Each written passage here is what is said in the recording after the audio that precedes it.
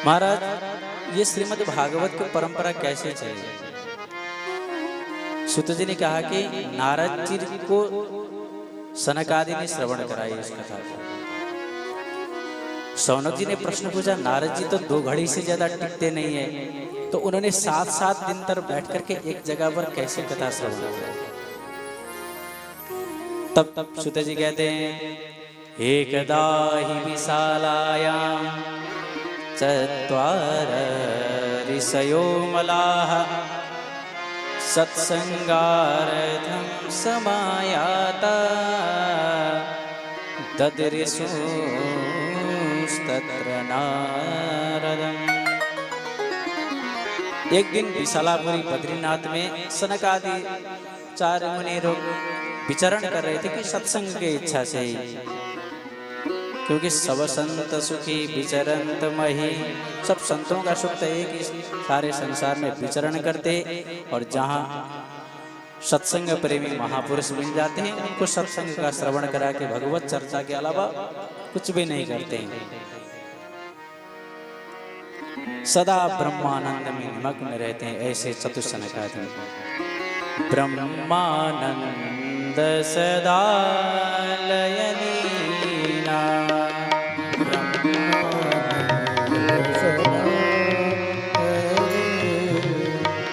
देखत बालक बहुकालीना,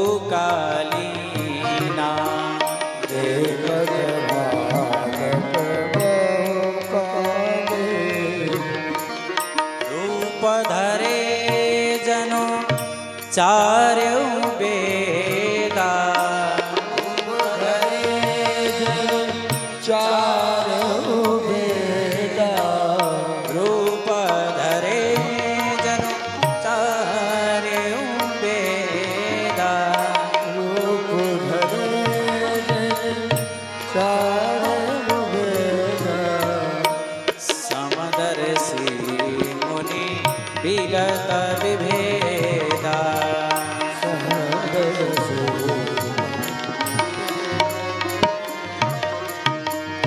आशा कसन व्यसन यह तीनहि, आशा कसन आशा वसन व्यसन यह तीनहि, आशा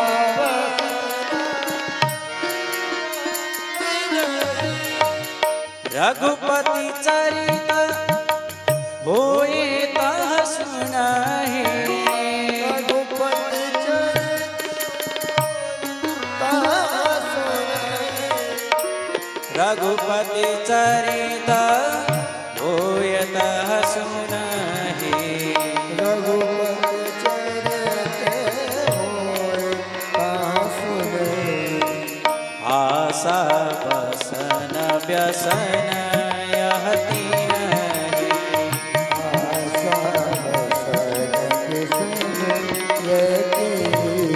व्यसन यह तीनहि।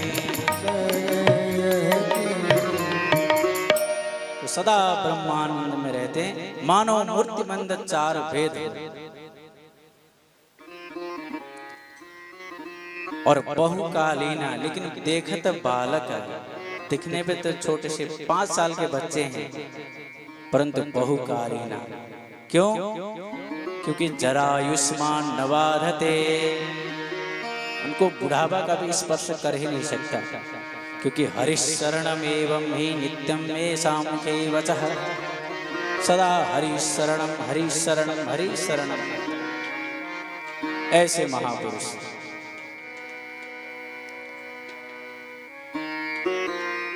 तो नारद जी को देखा, नारद जी तो सत्संग प्रेमी मानते हैं, चलो आज नारद जी से इनसे बढ़िया कथा श्रवण कराते तो इनसे भगवत चर्चा कर लेते। तो नारद जी के पास में जैसे ही आए तो नारद जी का चेहरा ऐसा लटका हुआ कि जैसे गतवित्तु यथा जनः, जैसे महाकृपण का किसी ने धन लूट लिया हो।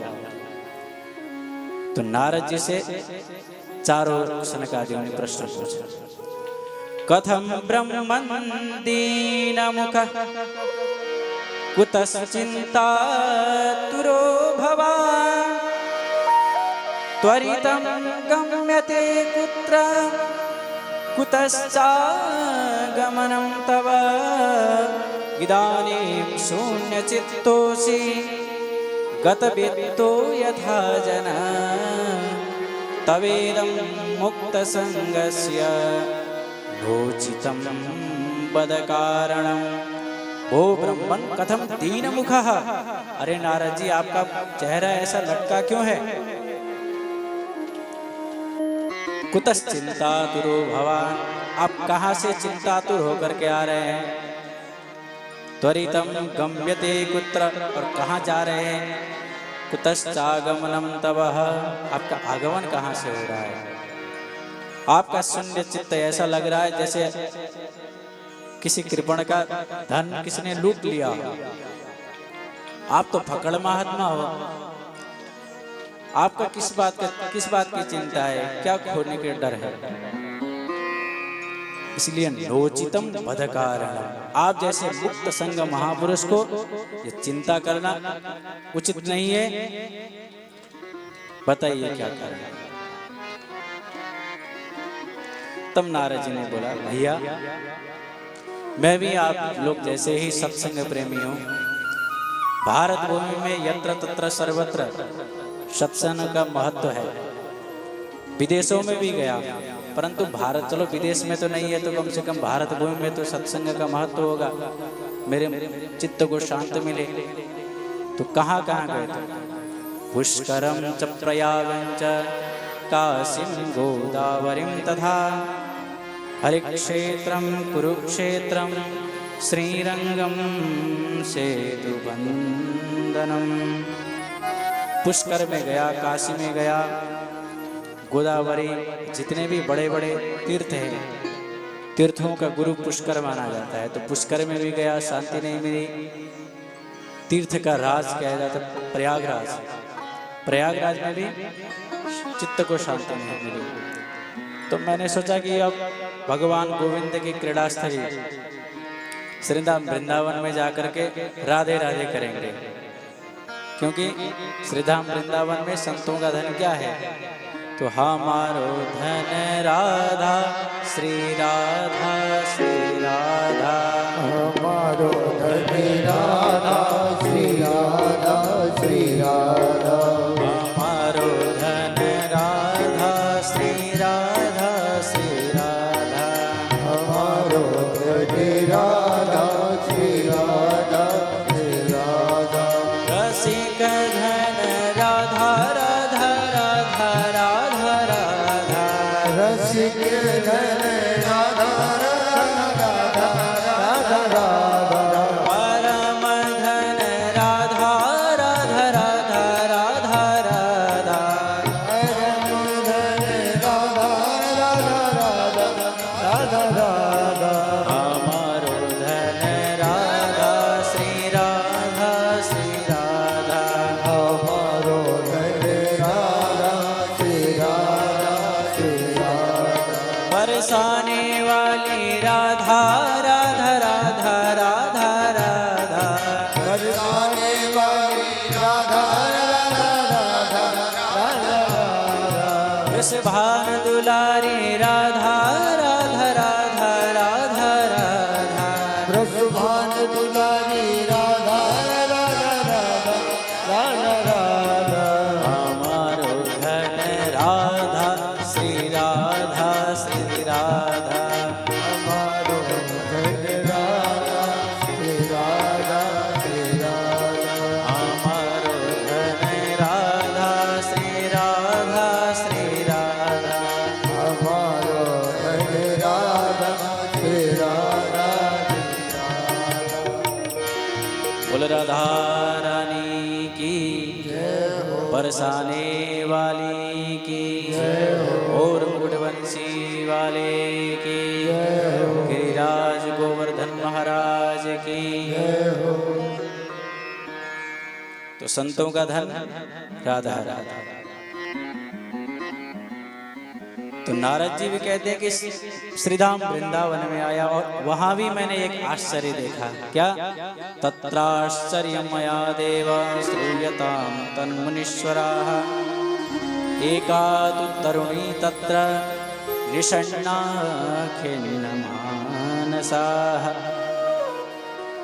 यमुना जी के तट में देखा मैंने कि एक युवती रो रही है और दोनों वृद्ध पुरुष अचेत अवस्था में सो रहे हैं और उस देवी को कई सारे, कोई हाथ दबा रहे हैं, कोई पैर दबा रहे हैं, बहुत प्रकार से समझा रही है देवी।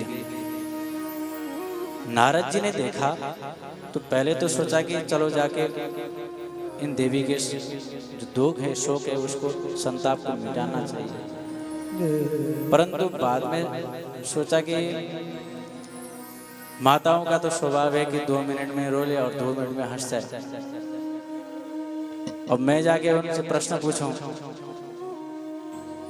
कि देवी क्या दुख हो रहा है, आप क्यों रो रही हो? तो अगर बोलने लगे बाबा तो स्त्रियों के बीच में कहाँ आ रहा है, बोल दिया तो मेरा तो कोई जवाब नहीं। दुख तो बहुत हुआ मुझे उस देवी को देखकर, परंतु मैं वहीं से होते हुए जा रहा था, इतने में ही दो देवी ने आवाज लगाई, भो भो साधो चरणं तिष्ठ मच्चिंता मापि नाशय दर्शनं तव लोकस्य सर्वथा गरम परम। हे साधु, आप कहाँ जा रहे हैं? जरा हमारे भी शोक संतोष का नष्ट करिए, क्योंकि आप जैसे संत महापुरुष का दर्शन करने मात्र से अघहरम समस्त पाप हर जाते। दर्शनादेव साधवा, साधु के केवल दर्शन मात्र से समस्त पाप मिट जाते हैं। उदाहरण के लिए मिथिला में एक पिंगला नाम की वेश्या रहती थी, गणी। उसका तो काम था कि हमेशा से पुरुषों के लिए सजा ना हो। तो एक दिन क्या हुआ कि वहां पे उसको ऐसा वैराग्य हुआ कि भागवत के 11 स्कंद में वैराग्य पिंगला ने कहा, इतना वैराग्य हो गया कि उसने सब कुछ छोड़ करके तत्काल भगवान में मन लगा लिया। तो ऐसा कैसे हुआ? क्योंकि उसको दत्तात्रेय जैसे भगवान के शरीर से स्पर्श करते हुए वायु उसको स्पर्श कर रहा था, इसीलिए उसके जितने भी संताप है, मतलब जितने भी संसार में आसक्ति थी, तत्क्षण सब चले गए, अनासक्त हो गई। और संसार से आसक्ति हुई तो संसार से राग से, पहले तो रक्त होते हैं संसार में अनुरक्त, फिर भगवान में अनुरक्त हो जाते हैं। पहले राग होता है, फिर वैराग, फिर अनुराग। संसार में अभी तो हम इस समय में संसार में आसक्ति में, राग में है। तो भगवान कृपा करते हैं तो संसार में सुख नहीं है, ये जब हमें बोध हो जाता है तो वैराग्य उत्पन्न होता है। तो उसी फिर वैराग्य उत्पन्न होने के बाद फिर कहाँ जाएंगे? तो भगवान के चरण कमलों में अनुराग। बोल भक्तवत्सल भगवान की जय हो। तो संतों की बहुत बड़ी कृपा है।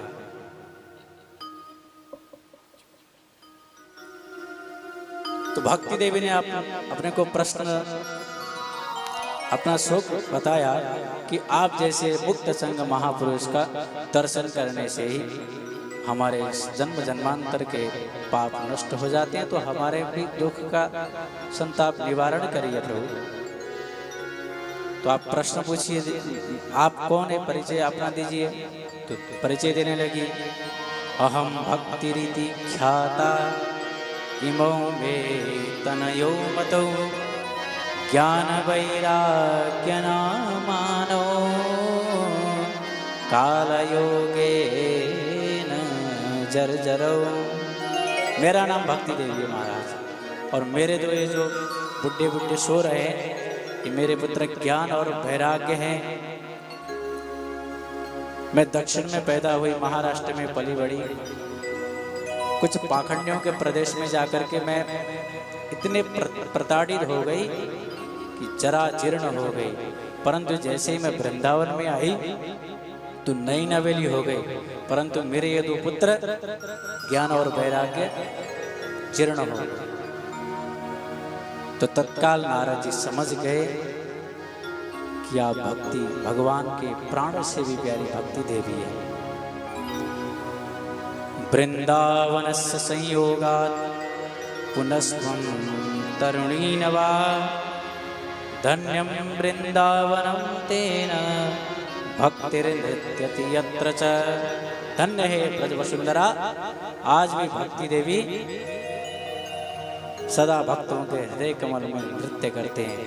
वृंदावन में जाकर के देखिए बिहारी जी में, और कहीं भी जाएंगे मंदिरों में तो 90-90 साल के ठोकड़ा भी ठुमका लगाते हैं, बोलो राधे राधे। तो वृंदावन धाम की महिमा है। देखो 4 चीज होना चाहिए, नाम, रूप, लीला और धाम। इन चारों में से किसी को भी पकड़ लोगे तो आप भवसागर से पार हो जाओगे। परंतु धाम की महिमा ऐसी है कि आप धाम में रहोगे तो नाम भी वही मिलेगा भगवान का, रूप भी मिलेगा और लीला भी, लीला स्थलीय गोविंद की लीला भी। तो धाम की महिमा ही है।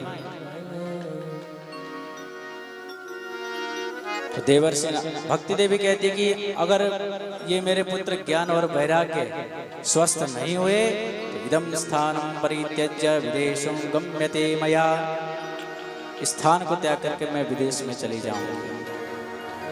नारद जी ने कहा देवी आप चिंतित मत होइए,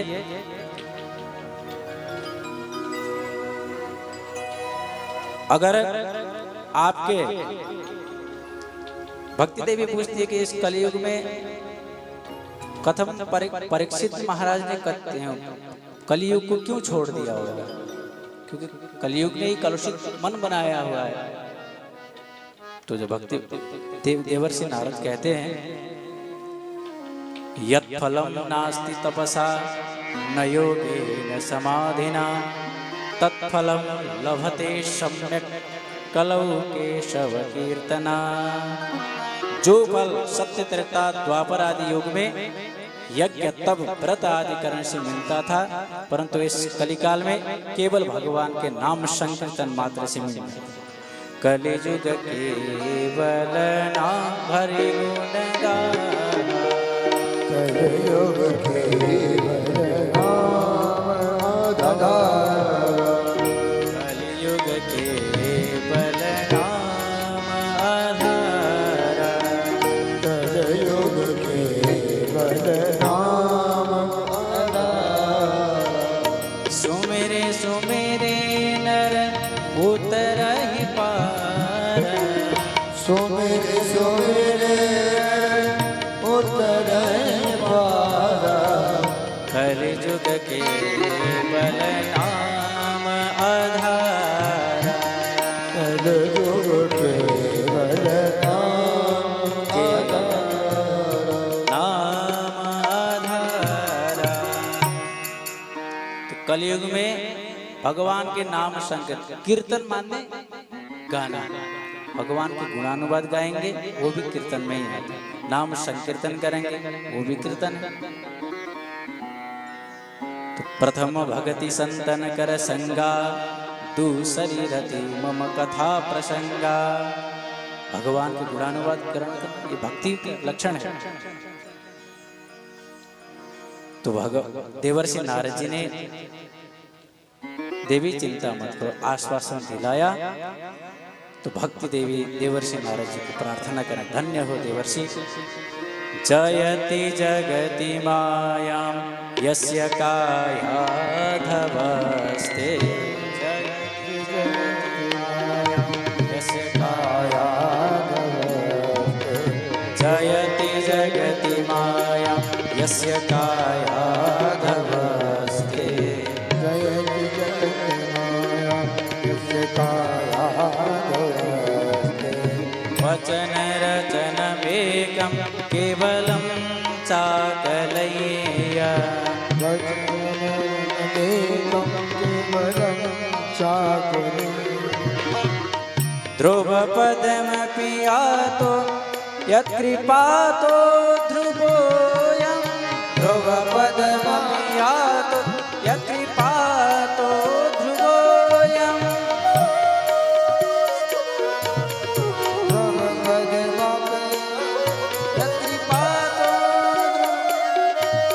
सकल कुशल पात्रं ब्रह्मपुत्रं नतास्मि सकल कुशल पात्रं ब्रह्मपुत्रं ब्रह्मपुत्रं नतास्मि ब्रह्मपुत्रं नतास्मि जयति जगति माया जयति जगति माया जयति जगति माया। देवर्षि आपकी जय हो जय हो। आपने कृपा करी तो कयारु नंदन प्रहलाद ने भक्त शिरोमणि भय प्रहलादो भक्तों का शिरोमणि बना दिया। और आपने कृपा करी तो ध्रुव जी को मंत्र प्रदान किया तो 5 वर्ष की उम्र में ही प्रभु परमात्मा का प्राप्ति हो गई। तो जैसे आपने ध्रुव प्रहलाद पर कृपा की उसी प्रकार से मेरे ये ज्ञान और वैराग्य को भी कृपा करो। तब देवर्षि नारद ने कहा वृथा खेदयसि बाले अहो चिंता तुरागत। अरे प्रहलाद देवी भक्ति देवी अब व्यर्थ में चिंतन करिए। चिंतन करो। चिंता जिंदे को जलाती और चिंतन करो। इसलिए श्री कृष्ण चरणाम भोज स्मर दुखम गमिष्यति। भगवान के चरण का उनका चिंतन करोगे तो दुख सर्वदा के लिए मिट जाएगा। जिन प्रभु में द्रौपदी को उस सभा में रक्षा कहती थी, क्या तुम्हें वो रक्षा नहीं करेंगे? वो प्रभु कहीं गए नहीं है। तेनेयम भांगवई मूर्ति प्रत्यक्षा वर्तते, इसी भागवत में है और कहीं हमारे ही है। इस प्रकार से जब समझाया तो ज्ञान और वैराग्य को जगाने लगे। वेद वेदांत घोष गीता पाठ मुहुर्मुहु वेद वेदांत श्रवण कराने लगे। गीता पाठ तो मुहुर्मुहु बार बार श्रवण कराया परंतु फिर भी लाभ नहीं हुआ। ज्ञान और वैराग्य स्वस्थ नहीं। स्वस्थ माने स्वस्थ, अपने में जो स्थित वो स्वस्थ। हम लोग अभी सब अस्वस्थ हैं। बोलो राधे राधे। अपने स्वरूप में स्थित नहीं है हम लोग अभी। किसी ने कुछ दूसरों के कारण हमको कष्ट होता है। अरे महाराज इसने मुझे इतना सुना दिया, इसने मुझे एक थप्पड़ मार दिया, इसके ऊपर मैंने इतनी अपेक्षा रखी थी, वो नहीं पूरा नहीं किया, तो हम अभी अस्वस्थ हैं, दूसरों के ऊपर निर्भर है। तो हमें अपने ऊपर निर्भर रहना, स्वस्थ रहना चाहिए हमेशा। भगवान का चिंतन करना चाहिए। तो ज्ञान प्रबुद्धताम शीघ्रम रे वैराग्य प्रबुद्धताम। अरे ज्ञान भैया उठ जाओ, वैराग्य भैया उठ जाओ। परंतु बहुत प्रयत्न करने के बाद भी थोड़ा सा जम्भाई लिए फिर खर्राटे लगने लगते। अब नारद जी स्वयं चिंतित होने लगे। दूसरों की चिंता दूर करने के लिए आए थे, स्वयं चिंतित होने लगे। इतने में आकाशवाणी व्योमवाणी तदैवावन्मारिसे कित्यतामिति उद्यमः सफलस्तेयं भविष्यति न संशयः। अरे देवर्षि आप चिंता मत करिए, सत्कर्म करिए। एतदर्थं तु सत्कर्मः सुरर्षे त्वं समासः। सत्कर्म करिए। तो देवर्षि नारद जी कहने लगे इतने तक हम क्या कर रहे थे? वेद वेदांत तो श्रवण करा, ये सत्कर्म नहीं है तो क्या है? तो आकाशवाणी ने कहा कि संतों से जाके पूछो। अब आकाशवाणी भी गोलमाल हो गई। अरे किसी नाम का संत का नाम बता देते तो हम उनके पास फलाने जी महाराज जी के पास जाएंगे, तो हम उनको प्रेमानंद महाराज जी के पास चले जाते कि हम उनके सत्संग क्या है महाराज जी, वो जवाब दे देते। परंतु किसी बाबा का नाम नहीं लिया, न तो किसी स्थान का नाम लिया, चलो कोई बात नहीं, अब प्रयत्न तो करना ही पड़ेगा सत्कर्म के लिए। तो पृथ्वी में यत्र तत्र विचरण करने लगे।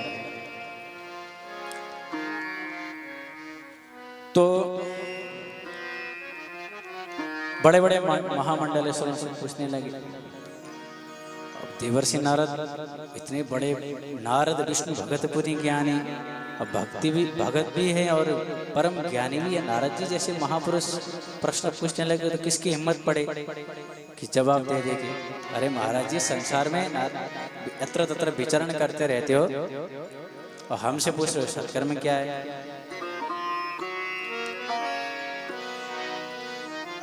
मुकी भूतास तथा नेतु की अंतस्तु पलायिता। अपने शिष्यों के भय से, अपने शिष्यों के समक्ष अपना नाक ना कट जाए, इसलिए बड़े बड़े महापुरुष तो आजकल हमारा मौन व्रत चल रहा है तो चुप रहने लगे। और कुछ महापुरुष, कुछ तो महाराज जी को, नारद जी को देखते ही पतली गली से खिसकने लगते। इस प्रकार हुआ तो चलो मैंने सोचा कि अब बद्री विशाल में जाते हैं, वहीं भगवान नर नारायण ध्यान कर रहे हैं तो उनसे जाके प्रश्न पूछ लूंगा। तो इतने में ही हम बद्रीनाथ में आया था तो आप चारों महापुरुष दिख गए। ये रही मेरी व्यथा, तो आप हमें इसका समाधान दीजिए, सत्कर्म क्या है। इतना कहते चतुसनकादि बोलते हैं, अरे नारद जी, बस इतनी सी चिंता के लिए आप चिंतित हो रहे थे, इतनी सी बात के लिए। मां चिंता कुरु देवर्षे हर्षम चित्ते समावह। क्यों? क्योंकि उपाय सुख साध्योत्र वर्तते पूर्व एव ही। उपाय पहले से ही रखा हुआ। क्या है? श्रीमद् भागवतालाप सतुगीत सुकादिभिः। श्रीमद् भागवत ही है वो सत्कर्म है जो भगवान व्यासनंदन सुखदेव जी ने परीक्षित को सुनाया था। नारद जी ने प्रश्न किया, महाराज थोड़ी बहुत तो हम भी पढ़े लिखे हैं, अरे हमने वेद वेदांत सब कुछ हमने सुना दिया। हमने तो सुना है कि श्रीमद् भागवत वेद का ही सार है।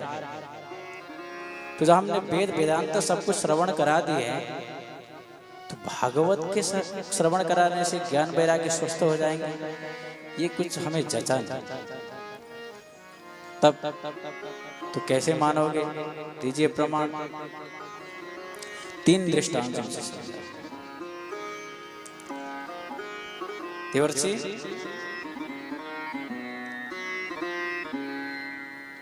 आम का फल बहुत मीठा होता है। अब कोई ये सोचे, अरे वाह, फल में कितनी मधुरता है, कितनी मिठास है। जब फल इतना मीठा है तो उसके वृक्ष में कितनी मिठास हो। अब वृक्ष को चबाने लग जाए, फल को छोड़ के आप वृक्ष को खाने लग जाओ तो मिठास तो आएगी नहीं, ज्यादा प्रयास करोगे तो पत्ते से बाहर निकल जाएगी। और दूसरा दृष्टांत दिया, गन्ना होता है ना, गन्ने से ही शक्कर बनता है, तो शक्कर से मिठाई बना सकते हैं हम, परंतु क्या गन्ने से हम मिठाई बना सकते हैं? शक्कर ही बनना पड़ेगा। और तीसरा दृष्टांत दिया, दूध से ही घी बनता है, तो घी से हम हवन तो कर सकते हैं। अब कोई ये कहे कि महाराज घी से जब हवन कर सकते हैं तो घी भी दूध से ही बना हुआ है, तो क्या हम दूध से हवन नहीं कर सकते? तो हवन होगा, दूध मिलाओगे उसमें तो अग्नि बुझ जाएगी। तो इस प्रकार से 3 दृष्टांतों से समझाया, तब नारद जी को बात समझ में आ गई। इसी प्रकार से हे नारद जी, श्रीमद् भागवत है पका पकाया हुआ फल और वेद है वृक्ष, उसी का फल है श्रीमद् भागवत। इसीलिए श्रीमद् भागवत महापुराण श्रेष्ठ है। तब कहा, तब नारद जी ने कहा, भाग्योदयेन बहुजन्म समरे जितेन सत्संगमञ्च लभते पुरुषो यदा वै अज्ञानहेतुकृतमोहमदान्धकार नासं विधाय हि तदोदयते विवेकः। इसी का अनुवाद गोस्वामी जी करते हैं। बिनु सत्संग विवेक न होहि, बिनु सत्संग विवेक न होई, बिनु सत्संग विवेक न होहि, बिनु सत्संग विवेक न होई, बिनु सत्संग विवेक न होहि, बिनु सत्संग विवेक न होई, राम कृपा विनु सुलभ न सोहि, राम कृपा बिनु सुलभ न सोई, राम कृपा विनु सुलभ न सोहि, राम कृपा बिनु सुलभ न सोई, राम कृपा विनु सुलभ न सोहि, राम कृपा बिनु सुलभ न सोई, बिनु सत्संग विवेक न होहि, बिनु सत्संग विवेक न होई, विवेक न होहि। विवेक न होई। हे सनकादियों, सत्संग के बिना विवेक का उदय नहीं होता है। जब हमारा जन्म जन्मांतर के पुण्यों का उदय होता है, तब भगवान कृपा करते हैं, तब सत्संग की सरिता में हम सरोवर करने का सौभाग्य प्राप्त होता है। तो महाराज एक बार हम आपसे एक बार श्रीमद् भागवत का श्रवण करना चाहते हैं आपके मुख से।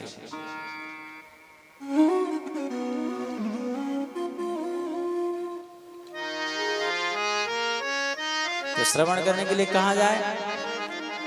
तो बद्रीनाथ से सब लोग उतर करके, क्योंकि बद्रीनाथ में तो अब उस समय में श्रोता लोग होते नहीं थे, कम ही होते थे, गाड़ी का भी कोई व्यवस्था नहीं था उस समय। तो हरिद्वार में गंगा द्वार समीपे तटमानंद नामकम्, गंगा द्वार हरिद्वार में। हरिद्वार में क्यों आए? मध्य प्रदेश में, उत्तर प्रदेश में कहीं पे भी आ सकते थे और उससे भी नीचे जा सकते थे, और बद्रीनाथ में क्यों हो? तो कथा जो है मध्य में स्थित होकर के श्रवण करना चाहिए। बद्रीनाथ मतलब समाधि में आप कथा श्रवण नहीं कर पाएंगे, और ज्यादा प्रपंचियों के बीच में रहेंगे तभी कथा श्रवण नहीं कर पाएंगे। इसलिए मध्य स्थिति में रहेंगे, बीच में रहेंगे तो कथा श्रवण आप कर पाएंगे।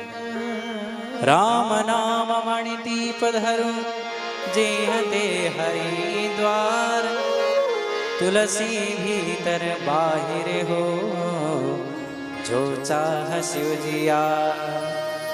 दीपक देहली न्याय से, जैसे बीच देहली में आप दीप प्रज्वलित करेंगे तो बाहर भी प्रकाशित करेगा और भीतर भी प्रकाशित करेगा, उसी प्रकार से आप मध्यस्थ होकर के कथा श्रवण करेंगे तो आपके बाहर के पाप भी नष्ट होंगे, भीतर के जितने भी पाप है वो मैल में धुल जाएंगे। जीवन मुक्त ब्रह्म पर चरित सुनैत जी ध्यान।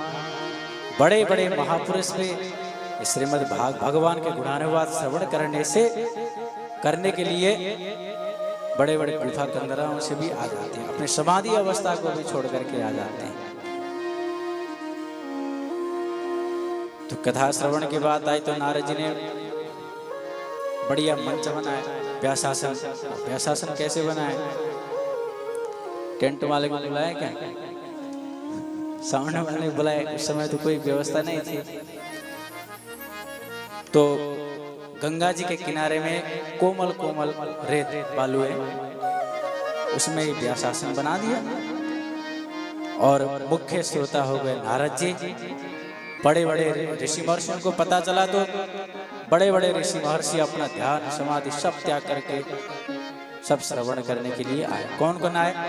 भृगुर्वसिष्ठश्च वनुश्च गौतमो मेधातिथिर्देवल देवरातो रामस्तथा गाधिसुतश्च साकलो मृकण्डपुत्रा त्रिजपिप्पलादाः योगेश्वरो व्यासपराशरौ च छायासुको जाजलिजन्तुमुख्याः सर्वेऽप्यमी मुनिगणाः सह पुत्रशिष्या स्वस्त्रीभिरायैरते प्रणयेन युक्ताः। भृगु जी महाराज सबसे पहले भृगु जी आए, वशिष्ठ अत्रि जी, बड़े बड़े ऋषि महर्षि आए। राम राम यानी परशुराम जी। आज परशुराम जी का जन्म जयंती है, अक्षय तृतीया। तो सहपुत्र शिष्याः, जो विरक्त संत थे, सह शिष्याः शिष्यों के साथ आए। जो गृहस्थ थे, सहपुत्र अपने पुत्र पत्नियों के साथ में भगवान की कथा श्रवण करने के लिए आए।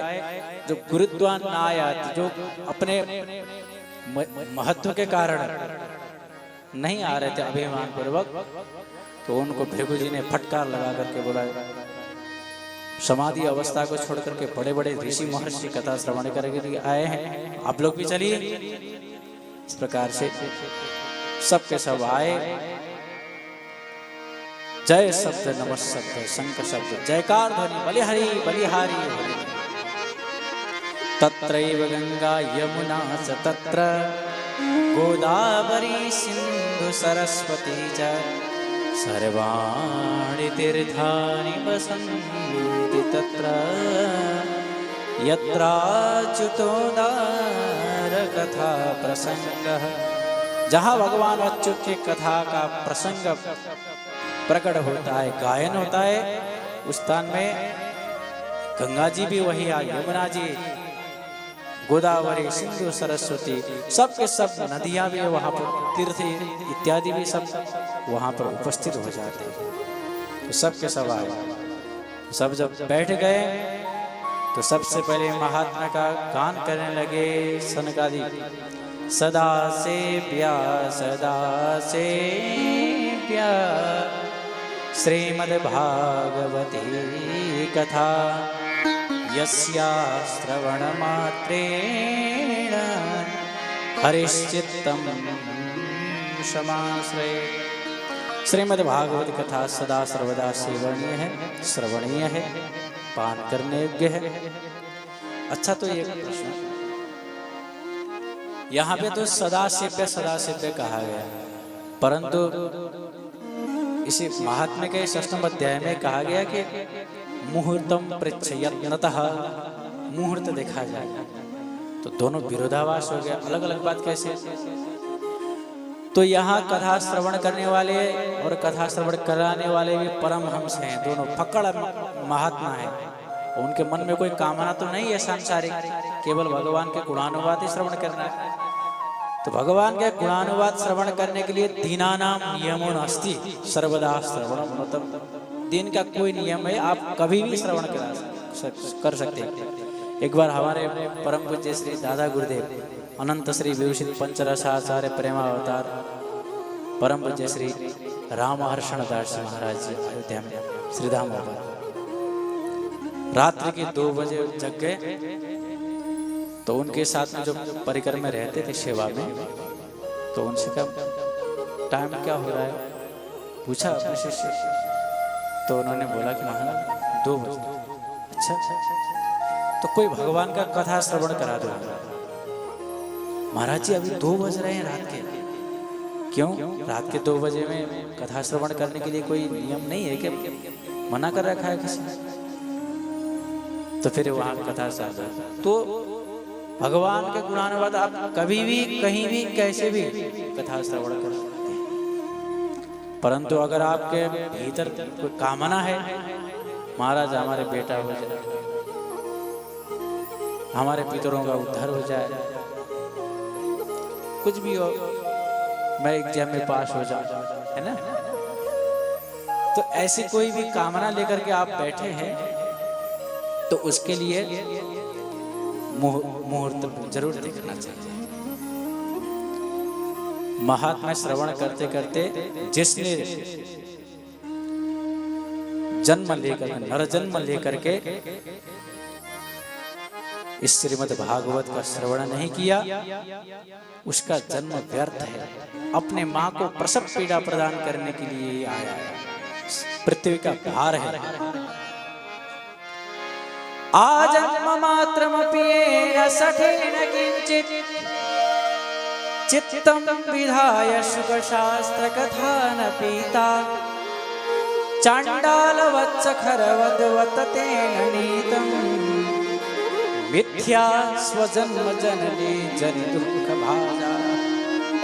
अपने मां को प्रसव पीड़ा प्रदान करने के लिए आया, गधे के समान, खर खर माने गधा, चांडा उससे भी गया भी गया, श्वान। नारद जी पूछते हैं, महाराज इतने गाली क्यों दे रहे हैं आप? तो सनकादि कहते हैं, हम गाली नहीं दे रहे। एवं वदन्ति देवी देव समाज मुख्या, आकाश में उपस्थित देवता लोग कहते हैं कि हम कथा में पान करने के लिए अमृत का कलश लेकर के आए, फिर भी उन्होंने कथा में पान नहीं कराया, फटकार के भगा दिया। और ये कितने अभागे हैं जो कथा श्रवण नहीं करे, अभागे हुए, जो भगवान के चरण में न भागे वो अभागे।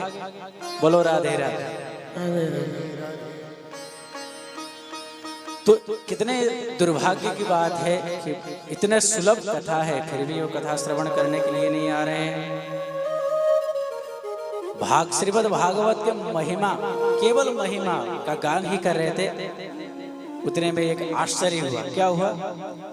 भक्ति सुतौ तरुणौ गृहीत्वा प्रेमैकरूपा सहसा विरासीत्। तरुणौ गृहीत्वा प्रेमैकरूपा सहसा विरासीत्। श्रीकृष्ण गोविन्द हरे मुरारे नाथेति नामानि मोह। श्री कृष्ण गोविंद हरे मुरारे नाथेति नामानि मोह। श्री कृष्ण गोविंद हरे मुरारे हे नाथ नारायण वासुदेव। श्री कृष्ण गोविंद हरे मुरारी हे नाथ नारायण वासुदेव। कृष्ण गोविंद हरे मुरारे हे नाथ नारायण वासुदेव। श्री कृष्ण गोविंद हरे मुरारी हे नाथ नारायण वासुदेव। हे नाथ नारायण वासुदेव। हे नाथ नारायण वासुदेव। हे नाथ नारायण वासुदेव। हे नाथ नारायण वासुदेव। श्री कृष्ण गोविंद हरे मुरारे हे नाथ नारायण वासुदेव। श्री कृष्ण गोविंद हरे मुरारी हे नाथ नारायण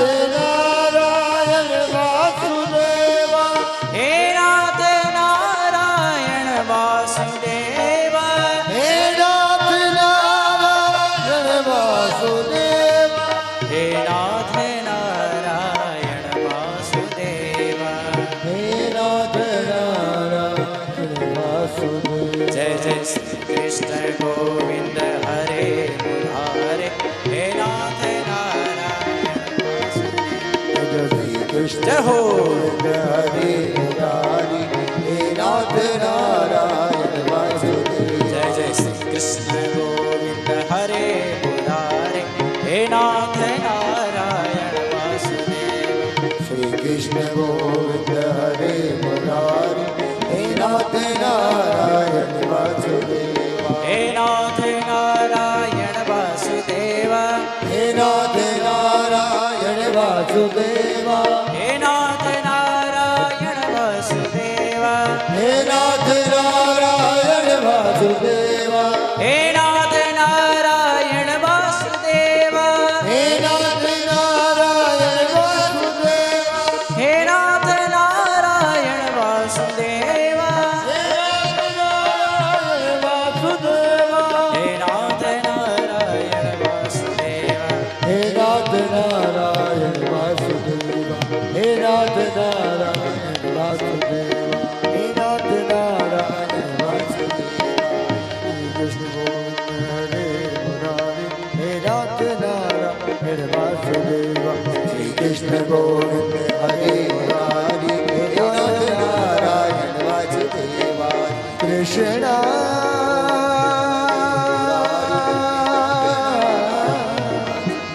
हरे कृष्णा हरे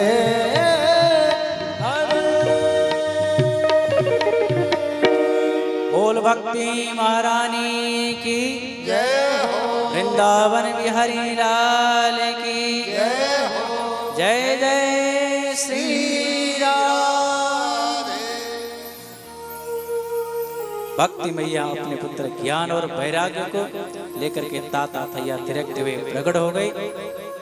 सबने पूछा कौन है ये देवी? सनकादि ने बोला ये भक्ति देवी है। तो भक्ति देवी ने प्रश्न पूछा कथम प्रविष्टा कथमागते क्वाहम तुतिष्ठा व्यधुना ब्रुवन्ते।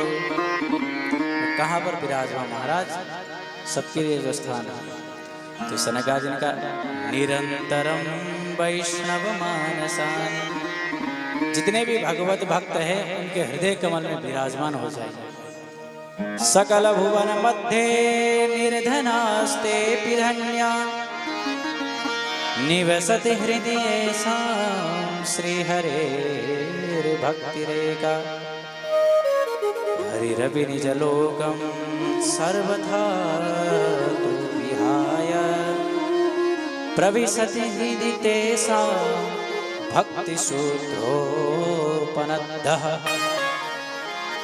त्रिभुवन में वही धन्य है जिसके हृदय कमल में भक्ति महारानी का आगमन हो गया हो। माताओं को सफाई करने में बहुत अच्छे से आता है। तो जैसे भक्ति महारानी भगवान पहले तो देखते हैं कि कौन सा घर रहने लायक है। देखते हैं कि काम क्रोध लोभ मोह मद मात्सर्य आदि विकार देखते हैं कि भगवान सोचते हैं कि हाउसफुल हमारे लिए जगह नहीं है। परंतु इसलिए भगवान पहले अपने भक्ति देवी को भेजते हैं। भक्ति देवी को भेजते हैं तो भक्ति महारानी भगवान के गुणानुवाद गा गा करके भगवान के जब कथा श्रवण करेंगे चित्त निर्मल होगा। तो भगवान के विरह में जब हम रोते हैं तीव्र ताप दुदाशुभा जितने भी ताप है नष्ट हो जाते हैं भक्ति। भगवान माता शबरी को अध्यात्म रावण में कहते हैं कि भक्तौ संजात मात्रायां मत्तत्वानुभवस्तदा ममानुभव सिद्धस्य मुक्तिस्तत्रैव जन्मनि। पूरे दावे के साथ कहते हैं भगवान कि मां एकमात्र मेरी भक्ति महारानी किसी भक्त के हृदय में आके विराजमान हो गई, मेरे स्वरूप का बोध हो जाएगा। मम दर्शन फल परम अनूपा जीव पाव सहज स्वरूप। मेरे स्वरूप का बोध हो कर लेगा। जब स्वरूप का बोध हो जाएगा, मेरे में जब अनुरक्त हो जाएगा, ममानुभव सिद्धस्य, ऐसे सिद्ध संग महापुरुष का मुक्ति तत्रैव जन्मनि, उसी जन्म में उसका मोक्ष प्राप्त होगा। इसलिए सबसे पहले प्रयास करना चाहिए कि संत के साथ में जाकर के भगवत कथा श्रवण करें। उसी कथा श्रवण करने से प्रविष्टः कर्णरंजेन स्वानां भावसरोरुहं धुनोति समलम तस्य सलिलस्य शरद यथा। जिस प्रकार से वर्षा में तो जल बहुत धूमिल होता है, गंदा होता है, जब शरद ऋतु आता है तो इत्थम शरद स्वच्छ जलम पद्माकर सुगंधिना। शरद ऋतु आते ही निर्मल हो जाता है सरोवर का जल। निर्मल जल में ही आप अपने नेत्रों से देखेंगे तो आप अपनी छवि भी दिख जाती है। तो भगवान के गुणानुवाद हम श्रवण करते हैं तो मन निर्मल हो जाता है। कर्ण रूपी कुहर से जब भगवान के गुणानुवाद प्रवेश करते हैं तो हृदय में जितने भी धूमिल है वो निर्मल हो जाते हैं। निर्मल मन जन सो मोहि पावा, मोहे कपट छल छिद्र न भावा। निर्मल मन जन सो मोहि पावा, मोहि कपट छल छिद्र न भावा। निर्मल मन जन सो मोहि पावा, निर्मल मन जन सो मोहि पावा। निर्मल मन जन सो मोहि पावा। निर्मल मन जन सो मोहि पावा। मोहि कपट छल छिद्र न भावा। हो मोहि कपट छल छिद्र न भावा। मोहि कपट छल छिद्र न भावा। मोहि कपट छल छिद्र न भावा। भगवान भी यही कहते हैं कि निर्मल मन जन सो मोहि पावा, मोहि कपट छल छिद्र न भावा। भगवान को क्या अच्छा लगता है कि निर्मल मन जन सो मोहि पावा। निर्मल चाहे तुम जैसे भी हो, कामी हो, कुटिल हो, क्रोधी हो, जैसे हो वैसे भगवान के साथ जाओ। तो भगवान को क्या पसंद नहीं? मोहि कपट छल छिद्र न भावा। वहीं पर कहते हैं मुझे छल कपट बिल्कुल भी पसंद। महापुरुषों के साथ में जाते हैं, उनके सानिध्य में भी हमें छल कपट लेकर के नहीं जाना चाहिए। जो है भाव वही प्रस्तुत करते हैं। महात्मा बिचौलिए का काम करते हैं। जीव की व्यथा और भगवान की कथा। जीव की होती है व्यथा, तो जीव की व्यथा भगवान को श्रवण कराते हैं और भगवान की कथा जीव को श्रवण कराते हैं। तो तब हनुमंत उभय दिशि के सब कथा सुना। तब जीवात्मा और परमात्मा का एक सद्गुरु के माध्यम से संबंध जुड़ता है। नहीं तो सुपर्णा वेतो सदृशो सखायो। जीवात्मा और परमात्मा आप पुरंजन पाखंड में श्रवण करेंगे। जीवात्मा और परमात्मा नित्य शाश्वत सखा है। भागवत के एकादश स्कंध में आया। भगवान उद्धव को उपदेश करते हुए कहते हैं, तो भक्ति महारानी जिसके हृदय कमल में विराजती है, हरिरपि निजलोकम सर्वथा तो विहाय। अपना निज धाम वैकुंठ भी छोड़ करके भगवान उस प्रविशति हृदय देशाम भक्ति सूत्रोपनतः, उस भक्त के हृदय कमल में आकर के अवरुद्ध हो जाते हैं। विराजमान नहीं कहा, जैसे हम यहाँ पे अभी कथा में सब विराजमान है, मतलब वहां पे आप बाहर चले भी जाएंगे कोई बोलने वाला तो कुछ है नहीं, परंतु ये कहा जाए बाहर से किसी ने कुंडी लगा दी, ताला मार दी, आपको ये कहा कि आप अब यहाँ पे बंध गए हैं, जब तक कथा पूरी नहीं होगी तब तक आप यहाँ से बाहर नहीं निकल पाएंगे, तो तब आप अवरुद्ध कहलाएंगे। तो भगवान भक्ति हृदय में, जिस हृदय में भक्ति महारानी विराजमान होती है, तो भगवान अवरुद्ध हो जाते हैं, विराजमान नहीं होते, अवरुद्ध हो जाते हैं। आप उसको भगवान को बाहर निकलना भी चाहो तो भी वो वहां से निकलने वाले नहीं है। एक बार एक ब्रज की गोपी ध्यान में, यमुना के किनारे ध्यान में बैठी हुई थी। नारद जी को बड़ा आश्चर्य हुआ, सारा संसार का सार भगवान इनके पीछे पीछे दौड़ते हैं, ये किसका ध्यान लगा रहे थे। जाकर के पास में जाकर के पूछ लिया, देवी आप ध्यान किसका लगा रही। महाराज हम ध्यान बयान कछु ना जानते, मैं ध्यान कुछ नहीं जानता। तो क्या करे हो, आंख बंद। ये नंद को लाला मेरे हृदय में चिपक गए हो, तो मैं यही प्रयास कर रही हूं कि कैसे मेरे हृदय से बाहर निकल जाए। नारद जी और दिन की बात छोड़ दो, आज की बात सुन। मैं गाय दो रही थी गोदोहन के साथ, आ गए नंद को लाला। जैसे गाय धोने के लिए बर्तन नीचे रखा, धोने लगा। क्यों रे भाभी, अकेले दूध अकेले दोगी क्या, मुझे ना पिवाओगी। तो ठीक है करें, आप पी ले।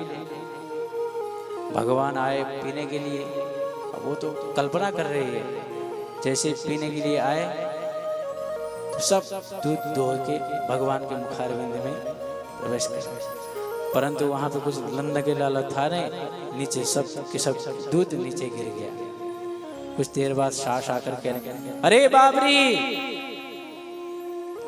क्या कर रही है, सब के सब दूध तूने नीचे गिराया, सब सत्यानाश कर। कुछ देर बाद देखा तो वहां नंद को लाला तो था नहीं, वो तो वही था कि मेरे हृदय कमल में विराजमान, चित्त में चिपका हुआ चित्त चोर ही, मैं उसको इस सर्वत्र देख रही थी। इस प्रकार से जब ब्रज गोपी ने कहा, इसलिए मैं ध्यान लगा रही हूं कि उसको चित्त से कैसे बाहर निकलना। नारद जी माथा पकड़े, राम राम राम। बड़े बड़े महापुरुष ध्यान लग, जन्म जन्मांतर लग जाते हैं भगवान के हृदय में विराजमान कराने के लिए। कोई एक बार हे प्रभु एक झलक दिखा दीजिए करके रोने लगते हैं। परंतु ये धन्य है ये ब्रज की गोपियां के चित्त चोर को चित्त से बाहर निकालना चाहते हैं। तो भगवान जिसके हृदय कमल में बैठ जाते हैं, हमेशा हमेशा के लिए अवरुद्ध हो जाते हैं, सदा सर्वदा। ऐसी भक्ति की बहुत बड़ी महिमा है।